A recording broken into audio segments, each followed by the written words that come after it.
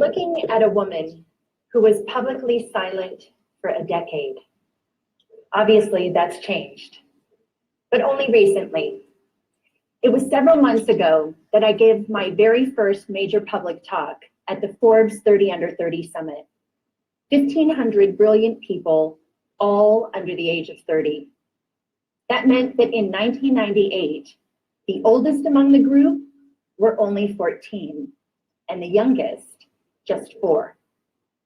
I joked with them that some might only have heard of me from rap songs.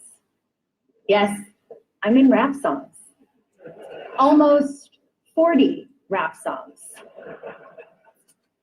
But the night of my speech, a surprising thing happened. At the age of 41, I was hit on by a 27-year-old guy. I know, right?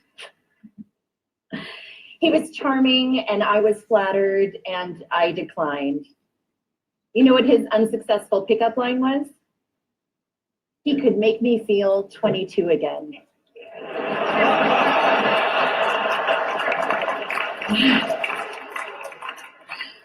I realized later that night, I'm probably the only person over 40 who does not want to be 22 again.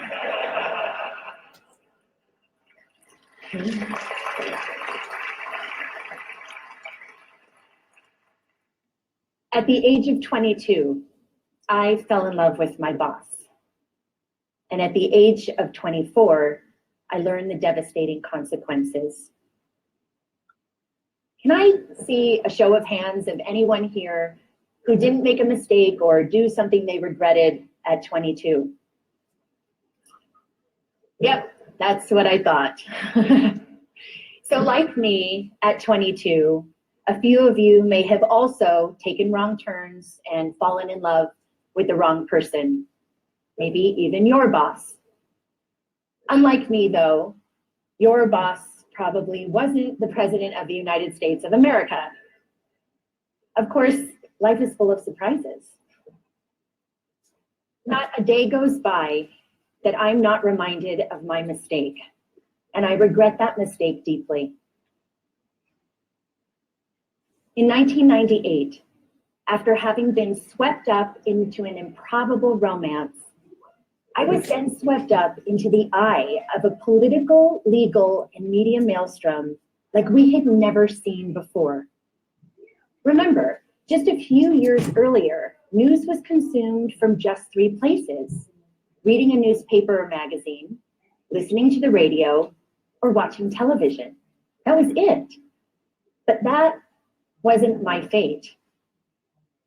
Instead, this scandal was brought to you by the digital revolution. That meant we could access all the information we wanted, when we wanted it, anytime, anywhere. And when the story broke in January 1998, it broke online. It was the first time the traditional news was usurped by the internet for a major news story. A click that reverberated around the world. What that meant for me personally was that overnight, I went from being a completely private figure to a publicly humiliated one worldwide. I was patient zero of losing a personal reputation on the global scale almost instantaneously. This rush to judgment enabled by technology led to mobs of virtual stone throwers.